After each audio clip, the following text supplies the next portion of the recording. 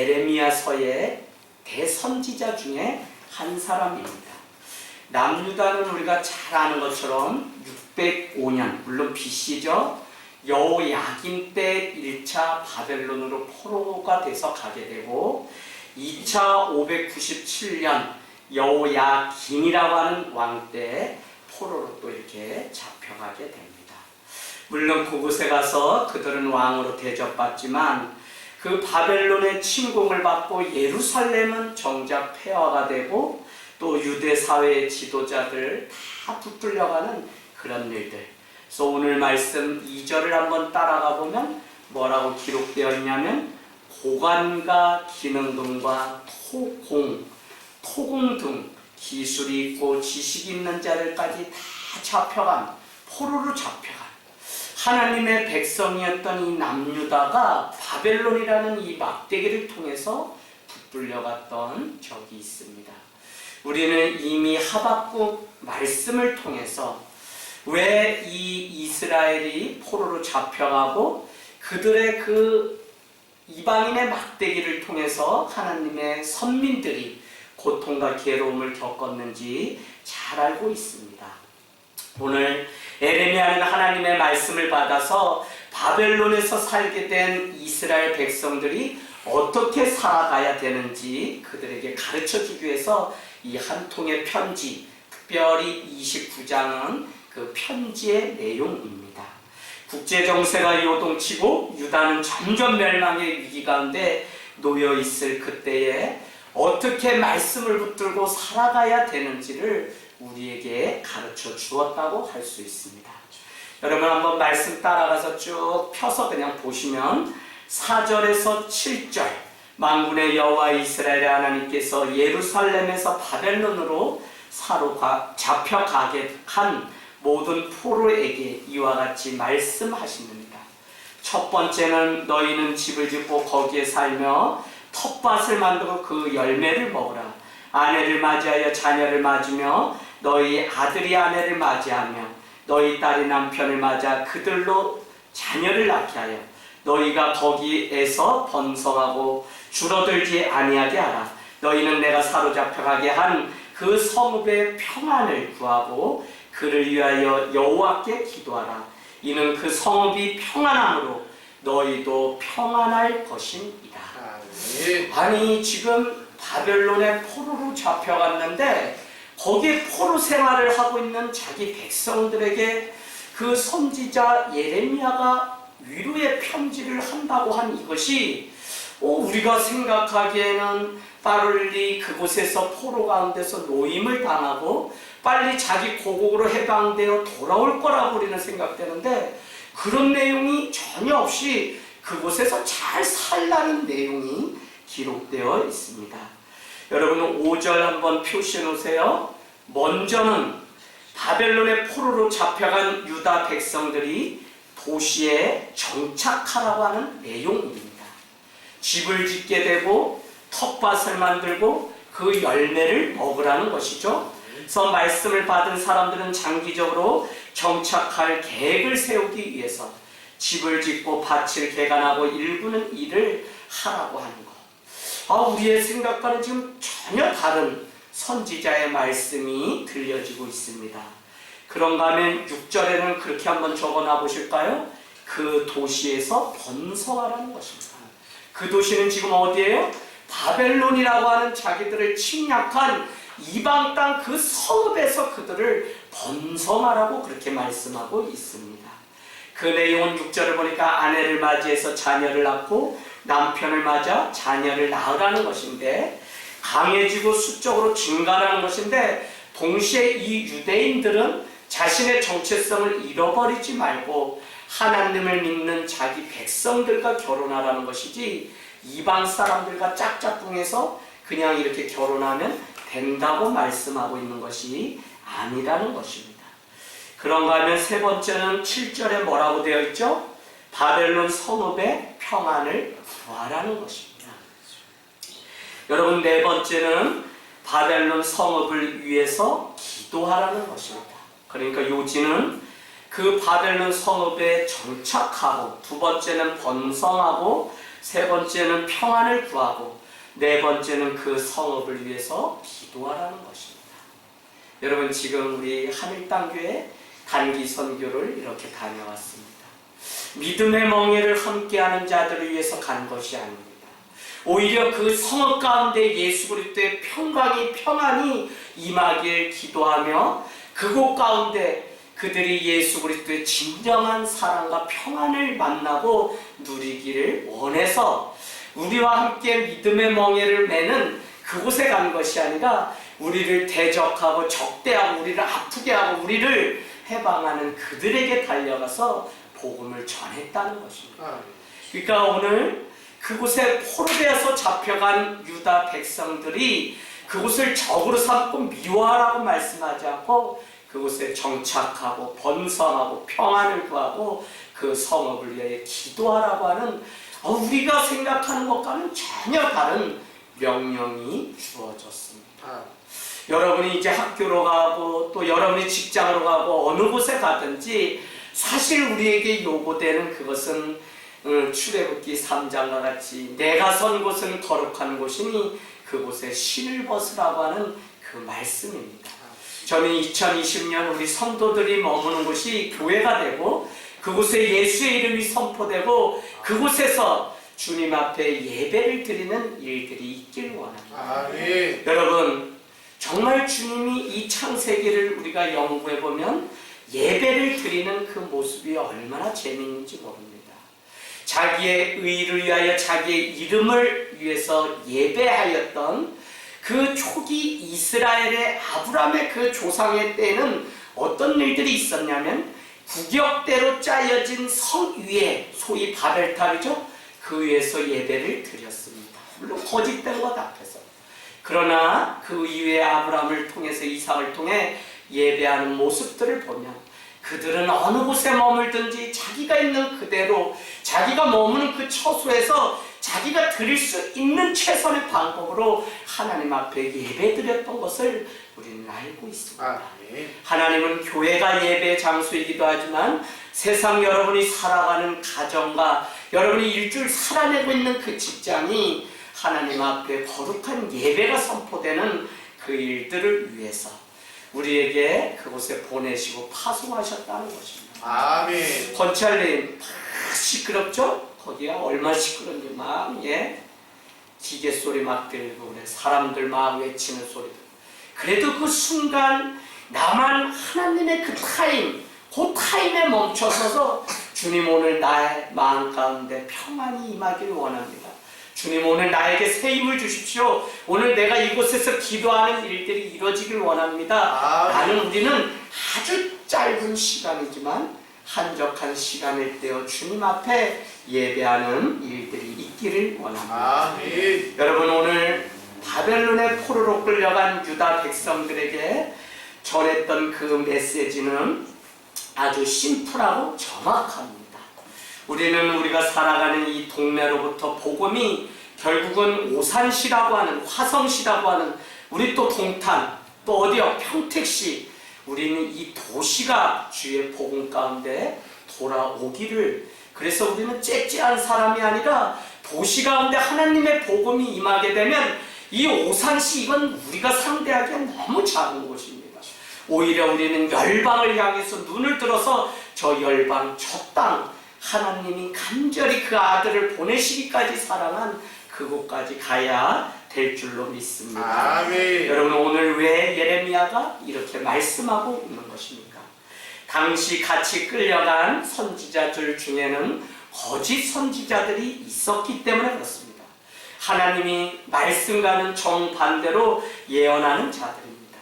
그래서 오늘 우리가 읽은 8절, 9절 너무 중요합니다. 한번 볼까요? 만군의 여호와 이스라엘의 하나님께서 이와 같이 말씀하시느니라. 너희 중에 있는 선지자들에게와 점쟁이에게 미혹되지 말며 너희가 꾼 꿈도 고지 듣고 믿지 말라. 내가 그들을 보내지 아니하였어도 그들이 내 이름으로 거짓을 예언함이라. 여호와의 말씀이니라.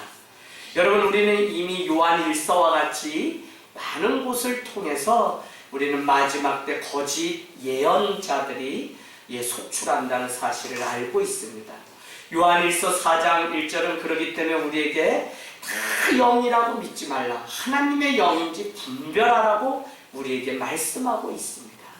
저는 여러 곳 통해서 직접 만나서도 친절한 제약씨는 그냥 대추수작전이 곧 벌이는 신천지 아이들에게 소상히 잘 말씀드렸어요.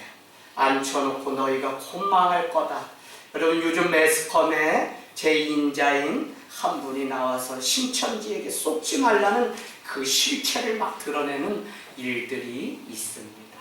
여러분, 거짓 예언자들이 얼마나 사람을 능욕시키고 그럴싸하게, 그런데 그 특징은 무엇이냐면 지금 보기에 그것은 우리에게 고통이 없고 얼마나 달콤하고 얼마나 나에게 유익이 되는 이야기로 치장되어 있는지 우리는 잘 알 수 있습니다.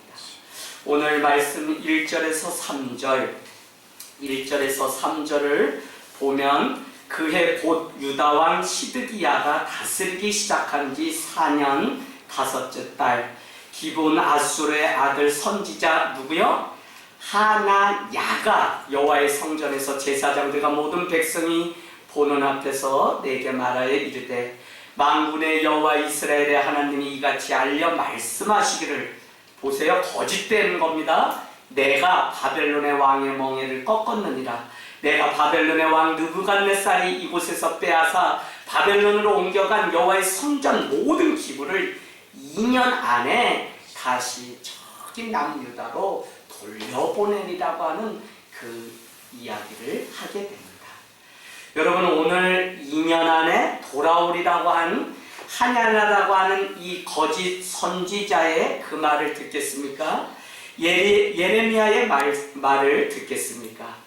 혹시 예레미야가 이 친바벨론 이방에 속해 있는 선지자가 아닌가 오해하고 있지는 않습니까?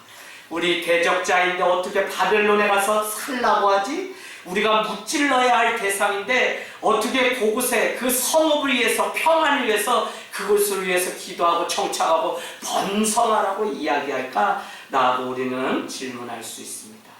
그것은 8절, 9절에 보니까 거짓으로 예언하는 자들의 말을 듣지 않고 꿈조차도 보지 듣고 믿지 말라고 오히려 말씀하고 있습니다.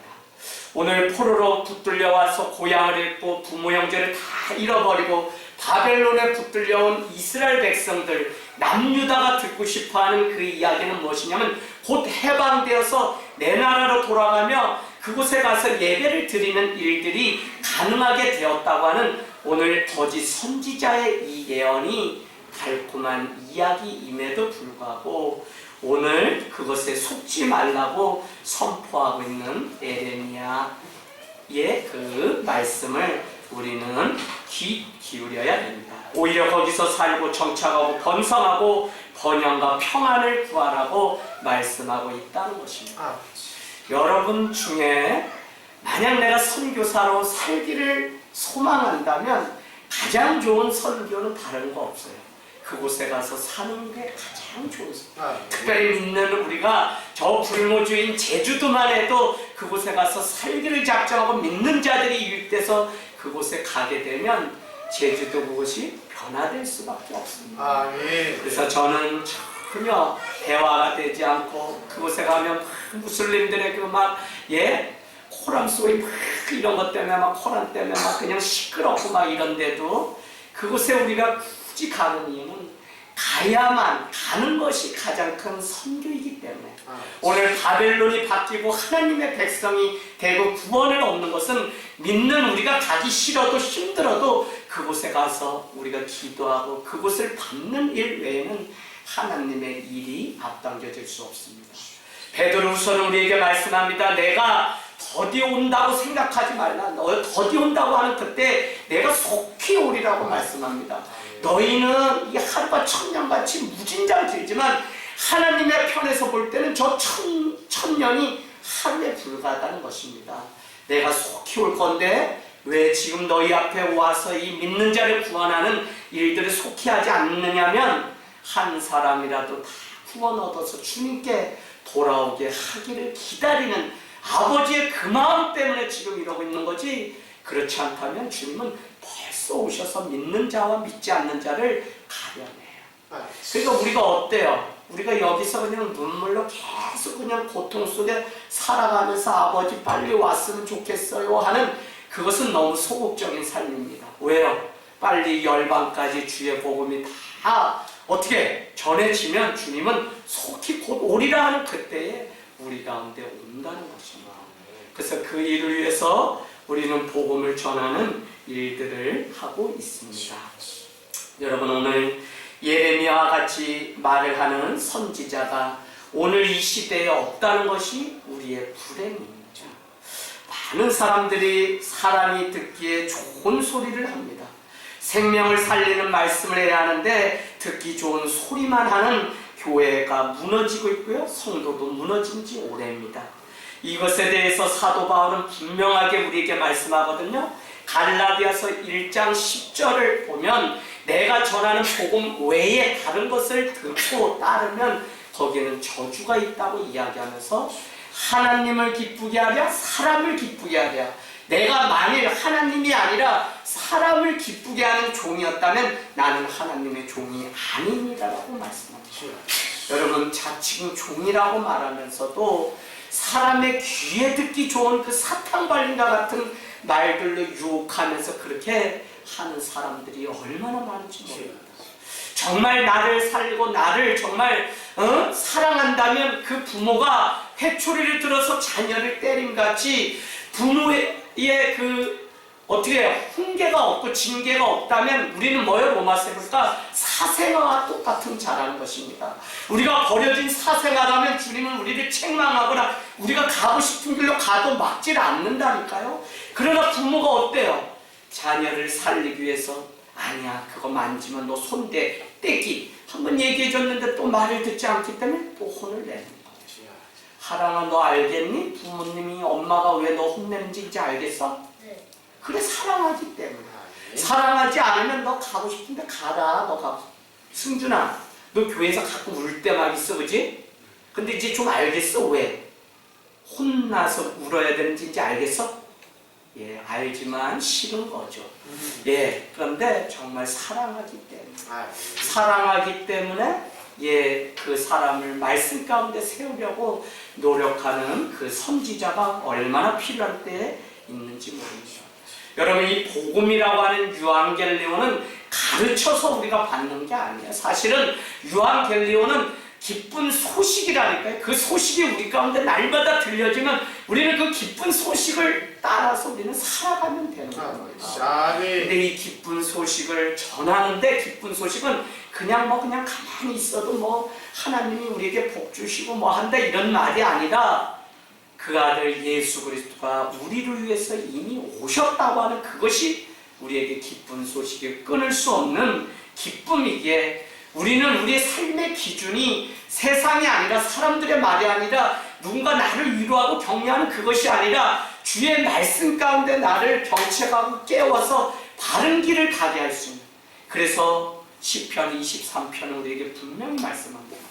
주의 막대기와 주의 지팡이가 나를 안위하신다고. 왜요? 예, 다른 길로 가지 않으면 어떻게 해요? 지팡이는 뭐죠? 어디로 가라는 지시하는 역할을 해요. 그러나 막대기는 이 정해놓은 길에서 왔다 갔다 할 수는 있지만 이 길에서 완전히 벗어나게 되면 막대기로 때립니다.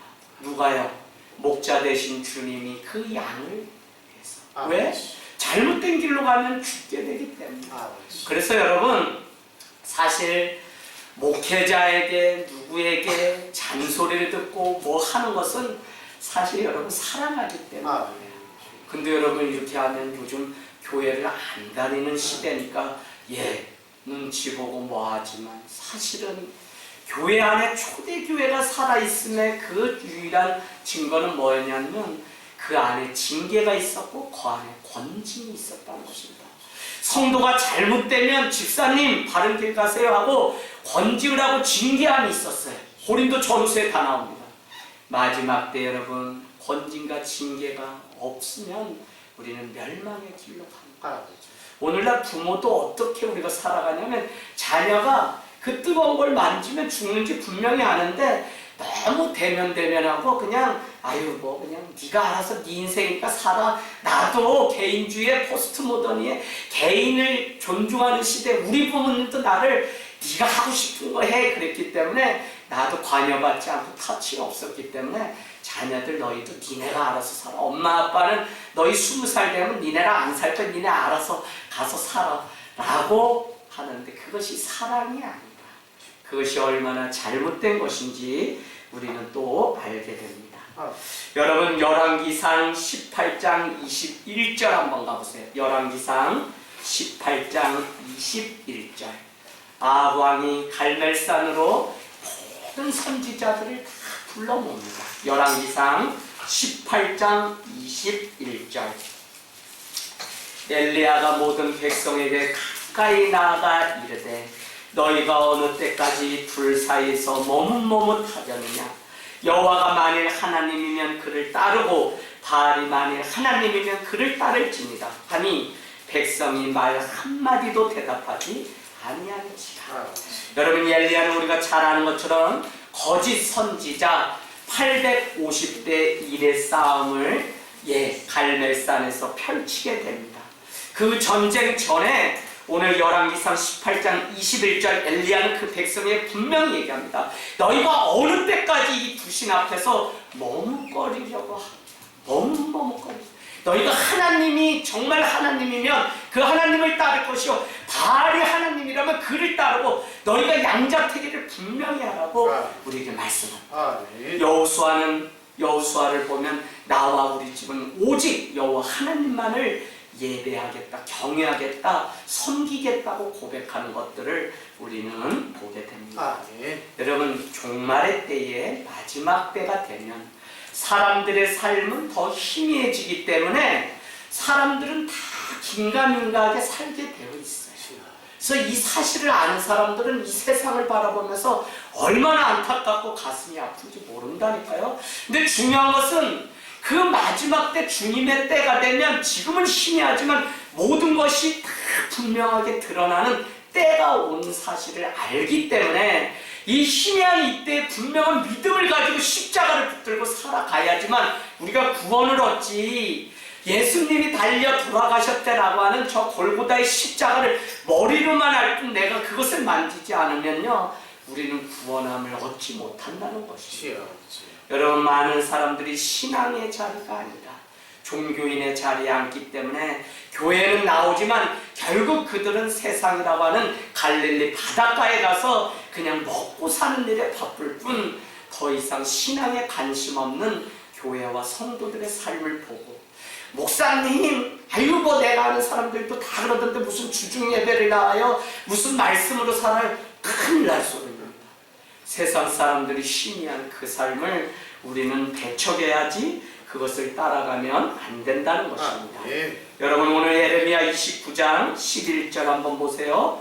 여호와의 말씀이니라 너희를 향한 나의 생각을 내가 안하니 평안이요 뭐라고요? 재앙은 아니니라. 너희에게 미래와 희망을 주는 것입니다. 아멘. 하나님은 우리에게 평안을 주시고 희망을 주시고 미래를 주신다는 것입니다. 그런데 여기서 어떤 말씀을 하시냐면 7절 말씀을 보니까 너희는 내가 사로잡혀 가게 한 그 성읍을 위해서 평안을 구하고 그를 위하여 여호와께 기도하라. 이는 그 성읍이 평안함으로 너희도 평안할 것이니라. 아멘. 그러니까 이스라엘 백성들이 오늘 포로로 잡혀간 바벨론 그 성읍의 평안을 위해서 기도하라고 오늘 예레미야 선지자는 말하고 있다는 것입니다. 반면에 하나냐와 같은 거짓 선지자는 사람들이 듣기에 좋은 2년 뒤면 너희는 네 나라로 다시 돌아갈 것이며 오히려 느부갓네살이 빼앗아 왔던 그 많은 성전의 기구들을 도로 다 가지고 내 나라로 돌아갈 거라고 이야기합니다. 그러나 그렇지 않은 것이죠. 여러분 이 마지막 때에 우리는 로마서 12장 21절 말씀과 같이 악에게 지지 말고 선으로 악을 이기라고 하는 이 말씀의 뜻을 잘 아셔야 됩니다. 악에게 지지 말고 악이에요? 악에게는 지지 말라. 그러나 선함으로 악을 이기는 삶. 아, 그러려면 그 안에 믿음도 필요하지만 그 안에 사실 지혜가 필요합니다. 매일 싸우는 게 능이 아니에요. 우리는 싸우려고만 이 신앙생활을 하면 어떻게 해요? 정말 대적해야 될 것들을 현 주소를 이제 싸우는 일도 있게 됩니다. 그래서 우리가 이 물맷돌을 가지고 있다, 나의 물맷돌 준비하고 있다, 어느 때 그냥 한 방에 던져서 맞춰야 될 그 타이밍을 우리는 잘 알아야지 아무 때나 이렇게 잽을 날리다 보면 실기할 수 있습니다. 그래서 오늘 일단 우리 예레미야 선지자는 그곳에 들어가서 잘 그 성읍을 위하여 기도하고 번성하고 오히려 기도하는 일을 지금은 해야 할 때라고 가르쳐주고 있다는 것입니다. 여러분, 이스라엘 백성에게도 도전을 주지만 이 말씀은 오늘을 살아가는 우리에게도 도전을 주고 있습니다. 무슨 말입니까? 나 자신을 위한 삶이 아닌 다른 사람들을 위한 최선의 삶을 요구하고 있다는 것입니다. 심지어 나를 포로로 잡아간 포악한 사람들에게조차도 평안을 구하고 그들의 번영을 구하게 되면 오히려 그 일로 인해서 우리가 평안을 얻게 하고 번성하게 된다고 오늘 우리에게 약속하고 있습니다. 때로는 그냥 저도 사회생활 이렇게 짧게지만 해보았어요. 제가 뭐 그냥 하루에 한 번 예배를 드리지 않으면 성에 차지 않을 정도로 그렇게 3년 고향집에 가지 않을 정도로 맏아들이 그렇게 교회에 들러 빠진 적이 있어요. 그래서 어머니가 말씀하시기를 너가 그때 너무 나를 서운하게 했는데 그 일이 아니었으면 내가 더 일찍 교회를 왔을 텐데 너는 너의 믿음에만 고치돼서 교회 또 고향에 한 번도 오지 않았다는. 그래서 제가 철이 들고 깨닫게 되니까 그렇구나, 내가 목회자라는 이유만으로, 아니 내가 하나님을 알게 되었다는 이유만으로 맞이로서 감당해야 되는 장남의 그 일을 큰 누이들에게 다 떠맡기고 환갑이라든지 집안 대소사를 나는 모른 채 하고 그냥 교회에만 가서 기도하는 일만 그렇게 했던 적도 있습니다. 그러나 그것이 하나님의 구원을 앞당기는 것이 아니라 그때 제가 깨달은 것이 균형이 얼마나 중요하고 그때 깨달은 것이 얼마나 우리가 지혜가 필요한 시대에 살아가고 있는지를 깨닫게 되었다는 것입니다. 여러분, 하나님께 최선의 삶도 주님은 요구하시지만 내 이웃을 내 몸같이 사랑하라고 하셨기에 우리가 현실 가운데 딛고 살아가는 그 세상 가운데 그가 포악할지라도 그 일 가운데서 우리가 어떻게 살아가야 될지를 오늘 이 말씀을 통해서 피하지 말고 도망가지 말고 그 도시, 그 열방, 그 가정의 변화를 위해서 진정 무릎을 꿇어야 될 사람이 먼저 믿은 우리라는 사실을 우리가 알게 되기를 원합니다. 변화는요 다른 곳에서 일어나지 않고 내가 먼저 되어야 변화가 됩니다. 그래서 저에게 많은 젊은 사람들이고 상담하고 오죠. 그럼 부부 문제 상담 들어보면 결론은 한 가지예요. 똑같다는 거. 제가 똑같다는 건 늘 얘기해줘요. 남편이 문제이기 때문에 이래서 목사님 우리 남편 좀 혼내주세요. 뭐 어떻게 해주세요. 근데 들어보면 집사님 똑같다. 네가 문제다. 네가 가만히 잘한다고 얘기하지만 그냥 그 입으로 신랑 그냥 모함하고 그냥 복을 다 떨어먹고 그냥 그런다. 네가 정말 기도해야지. 네가 변화돼야지. 목사님 뭐 못해요. 아니다. 남편 때문에 핑계대지 말고 네가 할 마음이 없는 건 내가 다 알았다. 제가 얘기해주면 그냥 아무 말도 안 하게 되죠. 정말 그래요. 우리가 사람이 자기 안에 있는 여러분 자기 중심성이라고 하는 것 우리가 놓치지 마셔야 됩니다. 아무리 예수를 믿고도 우리가 뛰어넘지 못하는 게 자기 중심성이에요. 그래서 사람은요 그 성향과 방향을 따라서 살아가게 되어 있는데 이 방향이 어디로 가냐면요 결국은 내가 이득이 되고 내가 편하고 나에게 도움이 되는 쪽으로 우리가 계속적으로 저조차도 그렇게 살아갈 때가 있다는 고백을 할 수밖에 없습니다. 이 자기 중심성에서 떠나지 않으려면 우리는 자기 부인을 날마다 해야지만 자기 중심성에서 떠날 수 없습니다. 내가 변해야 돼야지 누가 변화됩니까? 정말 오늘 이 예레미야 선지자는 마지막 때 지혜가 필요한데 그 변화를 위해서 그 바벨론의 포로로 잡혀간 유다 백성들, 너희가 변화가 돼서 그곳에서 살아내서 번성해서 그곳의 평안을 위해서 기도하게 되면 그 성읍의 평안이 너희를 오히려 평안하게 할 것이라는 베드로 전서 3장의 말씀처럼 욕을 욕으로 악을 악으로 갚지 말고 도리어 복을 빌라 이를 위하여 너희가 부르심을 받았다고 하는 말씀을 그대로. 그래서 여러분 신구약은 가만히 보면 또 짝이 있어요. 다 그 말씀 표현이 다를 뿐이지 신약에 또 예수님이 그 구약의 말씀을 성취하시고 완성하기 위해서 오셨기 때문에 그 말씀이 그대로 또 이루어지는 것을 우리는 보게 됩니다. 여러분 살아가다 보면 빨리 떠나고 싶은 때가 있죠. 교회도 빨리 떠났으면, 오산도 내가 빨리 떠났으면. 얘기해보면 오산은 나도 오늘 이렇게 안개가 이렇게 하고 나니까 오늘 우리 집사님이 아침에 일찍 오셨어요. 집사님 오산은 왜 이렇게 밤마다 어두워요? 아파트도 거기도 어둡죠. 어둡다는 거예요. 오산은 하루 그렇게 침침하고 어두워요. 그래서 저희도 사실 여기에 왔는데 이 올라가는 데가 또 산은 살린다고 수분 살린다는데 이 도로가요 길목이 얼마나 어둡지. 그래서 오산시 계속 또 이렇게 해가지고 가로등 달아달라 이렇게 해가지고 지금 몇 개 더 달아놨어요 작년에. 그래서 밝아진 거지 그렇게 어두워요 여러분. 그래서 막 이 오산도 싫다, 오산 온 게 오산이다, 떠나고 말지. 내가 수년 내 내가 뭐 그냥 내가 죄졌나? 난 몇 년 이내로 여기 떠날 거다 그랬는데 우리가 지금 여기에 올라앉아서 사는 거 보면 참 하나님 신기한 것 같아요. 저도 여기 잠시 살라고 하지 저도 여기 이렇게 오래 이제는 뭐 이거 떠나지도 못하게 이렇게 만들어놨으니 죽었다니까요. 아들들도 어느 때는 아빠 서점도 없고 뭐도 없고 야 이놈 새끼야 이 작은 도시 900이 있잖아. 900 없는 도시가 많아. 아빠 그 900 있으면 뭐해요? 뭐도 없고 없는 거 보지 말고 있는 거 보라 그랬잖아 아빠가. 롯데마트 있고 홈플러스 있고 이마트 있고 이 작은 곳에 있는 건 다 그랬더니 또 AK 프라자 예, 뭐 그냥 본 거 있다고 없는 거 많아요. 그래서 떠나고 싶을 때가 얼마나 많습니까? 오늘 바벨론 포로로 끌려간 이 유다 백성들의 심정이 바로 이와 같았을 것입니다. 여러분 누가 바벨론에 가서 그 오랜 시간을 살고 싶겠습니까?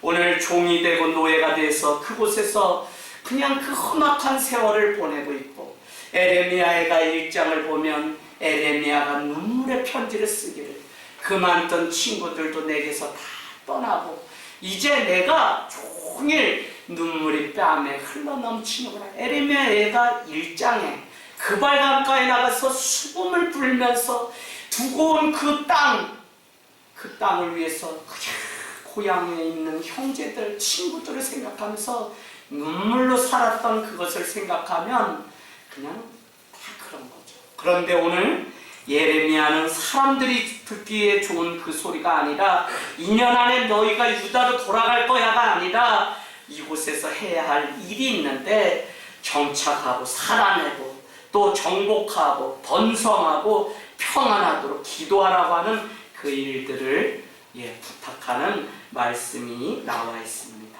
여러분 바벨론으로 사로잡혀가게 하신 분이 오늘 누구인지가 가장 중요한 메시지입니다. 우리가 살아가면서 많은 어려움을 겪게 됩니다. 그때마다 여러분 하나님의 뜻이 어디 있는지를 늘 묻는 습관.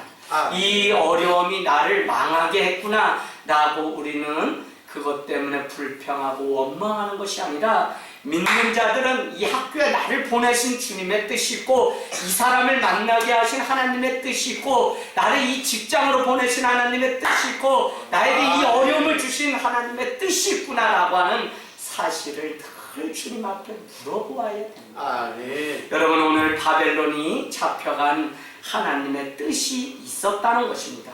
그러니까 무슨 얘기냐면 하나님께서 이스라엘 이 남유다를 어떻게 해요? 바벨론이라는 막대기 가운데 공격을 받아서 그들을 인생을 바꿔놓았다. 네. 어떤 분이 그렇게 이야기하더라. 하나님은 꺾기 도의 대가시다. 그 얘기가 뭐냐면 그냥 이렇게 가다 보면 하나님이 그 인생을 딱 꺾는다는 거예요. 왜? 꺾지 않으면 하나님을 향해서 그 방향이 가지 않기 때문에 또 그래서 정신 차리고 가면 그걸 또 꺾는다는 꺾기도의 대표가 하나님이시고 그러고 보니까 20년째 병마와 늘 싸우고 병수발하는 제 인생도 참 기구한데 그때마다 저를 뿐만 아니라 우리 가정을 또 꺾으셔서 주님의 십자가 앞으로 몰아가시는 하나님의 그 뜻을 알기 때문에 오늘 낭망하거나 좌절하지 않고 주님의 뜻이 이루어지기를 기도하게 되는 것입니다. 여러분 군사력이 약해서 바벨론이 제국이기 때문에 오늘 이 남유다가 멸망한 것이 아니라 그들은 범죄함이 있었기 때문에 그들은 포로로 잡혀간 것입니다. 또 다른 포로 생활의 목적이 있다면 오늘 말씀 29장 11절에서 14절에 보니까 너희를 향한 나의 생각을 내가 안 하니 재앙이 아니라 뭐라고요? 평안이니라 라고 말씀하고 있고요. 더 나아가서 미래와 희망을 주는 것이며 여기가 중요합니다. 너희가 내게 부르짖으며 내게 와서 기도하면 내가 너희들의 기도를 들을 것이요 너희가 온 마음으로 나를 구하면 나를 찾을 것이요 나를 만나리라. 이것은 여호와의 말씀이니라. 나는 너희들을 만날 것이며 너희를 포로된 중에서 다시 돌아오게 하되 내가 쫓아 보내었던 나라들과 모든 곳에서 모아서 사로잡혀 떠났던 그곳으로 돌아오게 하리라고 하신 하나님의 뜻이 있었다는 것입니다. 여러분 제가 서두에 말씀드린 것처럼 3번에 걸쳐서 바벨론의 포로로 잡혀갑니다. 여호야김 때 1차, 여호야킨 때 2차, 오늘 보니까 시드기야 때 3차에 걸쳐서 포로가 되어서 잡혀가게 되는데 단순히 그냥 잡혀가는 것이 아니라 거기에는 분명한 하나님의 뜻과 계획이 있었다는 것입니다. 그것은 다른 것이 아니라 하나님의 땅을 벗어나서 이방 땅에 가서 살게끔 하고 훈련을 시키는데 그 훈련은 다른 것이 아닙니다. 바로 그들이 그곳에서 하나님께 부르짖고 기도하고 하나님을 찾는 그 훈련의 목적을 위해서 오늘 11절에서 14절 보니까 결국 뭐죠? 여호와께로 돌아가게 하기 위해서 오늘 이 포로된 삶을 살게 하신 거예요. 저는 제 자신을 잘 압니다. 제가 오늘 매스컴, TV, 출연 요청했다고 제가 그냥 우스갯소리로 말씀드리지만 제가 가만히 생각해 봐도 이것이 나가게 되면 나의 자랑이 되고 나의 의가 되고 이렇게 하면 사람들이 또 막 여러분 이번에 재밌는 게 그 대한민국에 내노라는 그 세미나에 8인에 선정돼서 갔는데 중심권에서 몇백 명 모이고 다 이름 석자 얘기하면 다 늘어 거기에 그냥 깜잡잡해서 그냥 오산이 저 충청도지요라고 들을 정도로 오산을 모르더라니까 사람들이 나를 만나러 온다는데 너무 멀어서 못 가겠대. 그래서 왜 그러냐니까 저기 천안 아래가 오산인 줄 아는 사람들 있어. 그렇게 오산이 어딘지 모르고 요 감춰둔 동네인데 농가밭을 지나서 작은 산자락 밑에 감춰진 이 하늘 땅도 여기가 가장 기쁜 일이지. 요것도 우리 교회 좋은 교회 우리 목사님 멋진 목사님 하고 TV에 나가서 우리 한번 나가봐요. 요거 재밌다니까 쏠쏠 나요. 요거 재밌어요. 권찰님도 막 요 앞에서 막 반주하면서 막 그래도 몇 사람밖에 없으니까 인터뷰할 거 목사님 뭐가 좋나요? 하늘 땅 교회 자랑이면 TV 나와봐요. 우리가 좋은 게 아니라 사람들이 봤다고 전화를 막 받는다니까요. 받아봐요. 그러면 그 다음에 다른 방송사에서 요게 재밌네. 요게 CTS, CBS, CGNT 몇 개 딱 나가봐요. 그러면 아주 맨시로 사람들이 올 수는 있겠죠. 그런데 여러분 거기에 우리 자랑이 되고 정작 우리가 복음을 향해서 한 영혼을 위해서 싸우는 게 아니라 방송국 출연을 위해서 매일 삐까번쩍 머리 파마하고 여기 앉아가지고 기계 언제 오나 기자들 언제 오나 요거 기다리게 된다니까. 에이구 나도 뻔하지. 내가 내 자신 잘 아는데 그거 맛들이면 요거 또 요렇게 고나마 요렇게 가는 거 요거 또 썩어가지고 살금살금. 문영희 집사님이 지금도 참 저러고 계시지. 방송 출연 한번 해보세요. 아니에요. 이제는 뭐 혼자 출연해달라고 그러면 혼자로 막 나가신다는 거예요. 참 그런 것 같아요. 그래서 오늘 우리에게 하나님께 불을 짓게, 하나님만을 찾게 하시려고 요 교회를 이곳에 또 오산에 이렇게 세워주시고, 우리에게 징계도 주시지만 그 백성이 바벨론의 그곳에서 회개하고 주님께 돌아올 기회를 주시려고 오래 참으시는 자비로우신 하나님, 그것을 우리는 인내하신 주님이라고 합니다. 인내는 unfailing love, 실패가 없는 끝없는 사랑이라고 하는 그것이 바로 인내라고 하는 말씀입니다. 그래서 여러분, 우리를 향해서 주님은 그와 같이 사랑을 보내주십니다. 오늘 말씀 10절 한번 보세요. 이제 말씀 마치는데 10절 같이 읽겠습니다. 시작. 여호와께서 이와 같이 말씀하시느니라. 바벨론에서 70년이 차면 내가 너희를 돌보고 나의 선한 말을 너희에게 성취하여 너희를 이곳으로 돌아오게 하리라. 아멘. 70년이 지나야만 돌아옵니다. 실제 이스라엘 역사를 보면 포로 생활 70년을 마치고서 그들이 자기 나라 유다로 돌아오는 일들을 보게 돼요. 대한민국도 2018년이 광복 70주년이 되던 해에 이 본문을 많이 사용했던 것을 기억합니다. 여러분, 하냐냐라고 하는 그 거짓 선지자는 2년 후면 너희가 돌아가리라고 했는데, 아니요, 오늘 말씀 10절을 보니까 70년을 죽었다 깨어나도 그 고통의 자리를 떠나지 않고 70년은 인내하고 그곳에서 부르짖고 하나님을 찾아야만 이 늪에서 떠날 수 있다는 겁니다. 그래서 여러분, 구약에 흐르는, 특별히 선지서에 흐르는 한 가지 중요한 고난의 신학이 있다면 이 고난은요, 하나님의 뜻이 있고 우리의 범죄함인데, 이곳에서 벗어나려면 어떻게 하냐면 이 선지서를 읽어보면 고통을 우리가 다 채워야만 해방의 그날 희년이 돌아온다고 선지서는 말씀하고 있어요. 아니, 신약은 예수만 잘 믿으면 곧 이 날이 가까워지고 때가 그냥 앞당겨질 수 있음에도 불구하고, 구약이 말하는 그 구원은 다른 것이 아니라 고통을 참고 인내하고 다 견뎌내야만 우리에게 구원의 날이 온다는 것이죠. 희한하죠.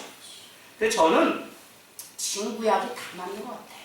어느 날 갑자기 이 고통의 늪에서, 고통은 지금 있는데 그 가운데서 자유함을 누리는 것은 주님의 은혜 때문에. 참 뭐 아버님이 막 하루 저녁에 20번이고 막 변기 앉으시고 아닌데도 1년 정도는 계속 마려운 것처럼 그렇게 느낄 때는 화장실에 배변 때문에 가세요.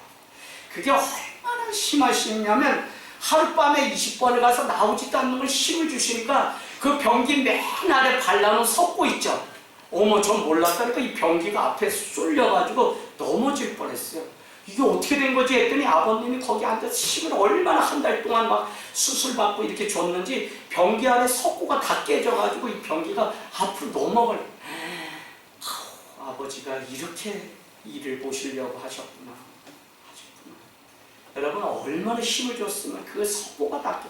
그래서 제가 실리콘을 사다 한 통을 다 발라가지고 변기를 다시 고정하는 작업을 했어요. 여러분, 이와 같이 그 고통이 참 이루 말할 수 없음에도 불구하고 그 가운데 하나님이 주시는 은혜가 있기 때문에 70년의 그 고난은 나에게 있지만 여러분, 하나님의 은혜로 속히 구원을 얻는 자유함도 있는 것을 보게 됩니다. 70년, 7이라고 하는 이 완전 숫자는 70년이 되는 해에 우리는 성경을 보면 희년을 맞이합니다. 희년에는 노비된 자, 남에게 돈을 빌린 자가 다 탕감받는 해가 됩니다. 그래서 노비가 자기 고향으로, 자기 집으로, 아니 돈을 빌렸던 것들이 아무 일도 없는 것처럼 다 갚아지는 해가 바로 70년, 희년이 됩니다. 그 70년을 참고 견뎌야만 이 유다 백성이 자기 나라로 돌아가는 그 자유함을 누릴 수 있다는 것입니다. 여러분, 그 기간 동안 조금 전 읽었던 12절, 13절처럼 하나님을 찾고 부르짖게 만들 수 있는 기회를 주신 것입니다. 기회를 주신 거예요. 구원을 하시기 위해서 70년 동안 참고 견디는 기회를 주셨습니다. 아멘. 저는 오늘 이 기회라는 말씀이 제 머리에 탁 와닿았어요. 인생은 여러분 하나님의 타이밍, 기회를 잡는 것입니다. 아멘. 여러분 아세요?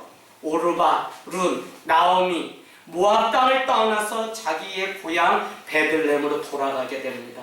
그때 어머니는 그에게 묻습니다. 얘들아 너희에게는 내 고향 여기 예루살렘이 뭐죠? 거기가 바로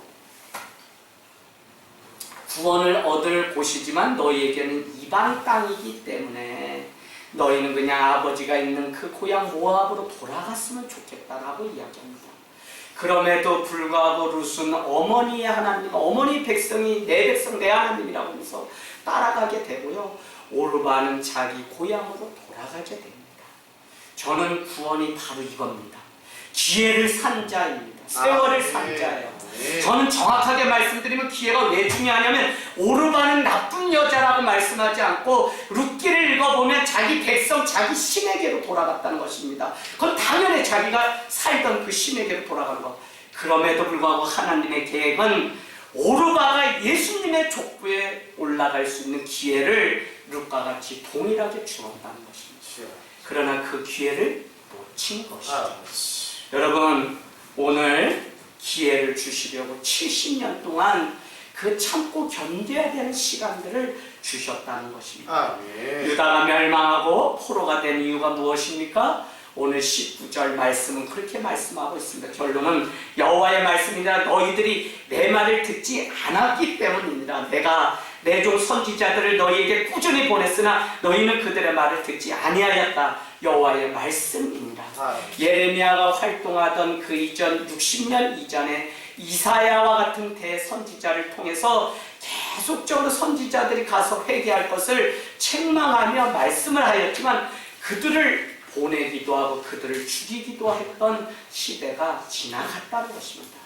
결론은 무엇이냐면 너희가 여호와의 그 말씀을 듣지 아니하였기 때문에 오늘 이와 같은 심판을 당하고 있다는 것입니다. 여러분 오늘날 어떻게 보면 듣지를 않는 시대에 우리가 제발 집사님 제발 하나님이 살리시려고 하기 때문에 주님 앞에 돌아오십시오라고 이야기하지만 많은 사람들은 그것을 농담으로 여기고 그냥 자기 갈 길을 가는 겁니다. 오늘 이 예레미야 선지자가 말씀하기를 내가 그렇게 많은 선지자를 통해서 보냈건만 너희들은 그 많은 선지자들의 말을 듣지 않고 돌려보냈다는 것입니다. 여러분 자꾸 어려움이 찾아오면 우리가 하나님 말씀을 듣지 않아서 말씀대로 포로가 되었구나. 회개해야겠다. 하나님의 말씀을 이방 땅에서 듣는 훈련을 해야 할 때가 드디어 왔구나라고 하는 심정을 가져야 됩니다.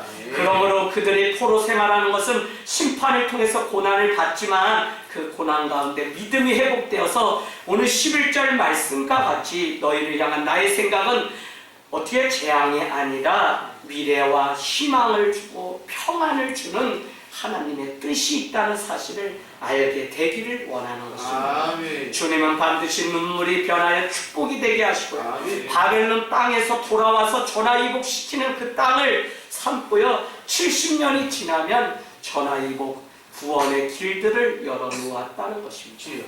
여러분 위기는 기회로 만드는 자의 것입니다. 고난 가운데서 오히려 하나님의 마지막 때가 왔음을 기억하는 것이 바로 종말론적인 신앙. 아멘. 점점 더 우리의 삶은 신앙적으로 보면 살기 어려울지 몰라요. 하나님을 너무 사랑한 많은 사람들은 결국 이렇게 얘기하더라고요. 이 험악한 생활 살기 너무 힘들어서 주님이 오셨습니다. 그래서 저는 아니 왜 살기 좋은데 저러실까 했는데 그분들이 세상을 볼 때 이 성결함과 이 거룩함을 지키면서 살기가 너무 어렵고 못난 자기 중심성과 못난 나의 모습 때문에 하나님의 그 성품과 하나님을 닮아가기에도 너무 부족한 내 자신을 보기 때문에 하나님이 속히 오셔서 나를 구원하셨으면 하는 그 간절함이 있는 것을 보았습니다. 아멘. 여러분 지금도 이단들은 와서 우리의 사이를 자꾸 갈라놓고 간극을 만듭니다. 지금도 사단은 우리 부부, 우리 가정, 우리 교회, 아니 이 땅의 사람들과 사람 사이에 섬을 만들어서 계속 갈라지게 합니다. 여러분, 그곳에서 살아내는 일들이 너무 어렵죠? 그러나 두려워하지 마십시오. 바로 그 인고의 세월, 그 세월을 참고 견뎌내야만 우리는 하나님의 뜻을 행할 수가 있습니다. 아멘. 히브리서 10장 말씀 읽고 마치겠습니다. 히브리서 10장, 히브리서 말씀, 참 주옥 같은 이 말씀을 발견하고 제가 인내해야 되겠다는 마음을 먹게 되었습니다. 히브리서 10장 35절 38절까지입니다. 364페이지. 여러분 다 이 말씀을 통치 암송하면 너무 좋을 것 같아요. 히브리서 10장 35절에서 38절. 우리 천천히 한번 왜 인내가 필요한지 우리 말씀 보도록 하겠습니다. 시작. 그러므로 너희 담대함을 버리지 말라. 이것이 큰 상을 얻게 하느니라. 너희에게 인내가 필요함은 너희가 하나님의 뜻을 행한 후에 약속하신 것을 받기 위함이라. 잠시 잠깐 오면 오실리가 오시리니 지체하지 아니하시리라. 나의 의인은 믿음으로 말미암아 살리라. 또한 뒤로 물러가면 내 마음이 그를 기뻐하지 아니하리라 하셨느니라. 우리는 뒤로 물러가 멸망할 자가 아니요 오직 영혼을 구원하에 이르는 믿음을 가진 자니라. 아멘. 너희에게 인내가 필요하면 하나님의 뜻을 행한 후에 그제서야 약속하심을 얻기 위함이다. 아멘. 하나님이 우리에게 말씀으로 약속하셨거든요. 그러나 그것이 약속으로 우리에게 오지 않는 것은 우리의 인내함이 아주 부족한 것이지요. 여러분, 눈물요 흘릴 수 있을 때 흘리십시오. 아멘. 억울해도 주님 앞에 나와서 70년 참고 한번 기도해 보십시오. 아멘. 주님이 반드시 이 모든 늪에서, 문제에서, 고난에서 돌려보내고 하나님의 뜻이 맞다고 하는 사실을 우리의 삶을 통해서 증명하는 날이 반드시 저와 여러분 가운데 있을 줄로 믿습니다. 아멘.